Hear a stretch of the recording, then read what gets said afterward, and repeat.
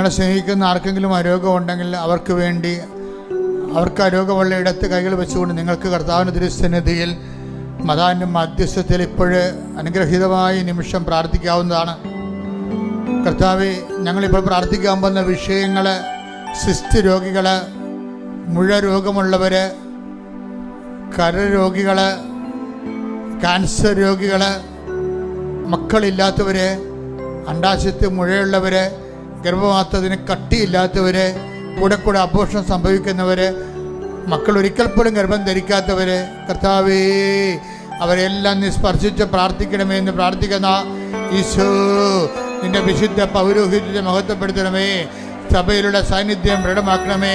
മരുന്ന് കഴിച്ച് മുടിഞ്ഞു പോവുകയും പ്രാർത്ഥിച്ച് മടുത്തു പോവുകയും ചെയ്യുന്ന മക്കളെ കർത്താവേ സ്വർഗം തുറക്കണമേ. കർത്താവേ സ്വർഗം തുറക്കണമേ. ഇപ്പോഴേ പരിശുദ്ധാത്മാവ് പ്രാവിൻ്റെ മേൽ ഇറങ്ങി രൂപത്തിൽ എഴുന്നള്ളി വന്നതുപോലെ ഓരോ മകൻ്റെ മേലും മകളുടെ മേലും രോഗശാന്തിയുടെ, രോഗസൗഖ്യത്തിൻ്റെ ദൈവികമായ ശക്തി ഇടിച്ചിറങ്ങണമേ എന്ന് പ്രാർത്ഥിക്കുന്ന അസ്ഥികളെ രോഗികള്, അസ്ഥി ഉരുക്കമുള്ളവരിൽ, സ്രാവരോഗികള്, മൂക്കിൽ നിന്നും അതുപോലെ ചെവിയിൽ നിന്നും പഴുപ്പിൻ്റെ രക്തമൊക്കെ വരുന്നവരെ യേശു ക്രിസ്തു നാമത്തിൽ സർവ്വ രോഗികളെയും കർത്താവേ ഉമിനീരില്ലാത്തവരെയും കണ്ണുനീരില്ലാത്തവരെയും കർത്താവിൻ്റെ നാമത്തിൽ സ്പർശിക്കുന്നു.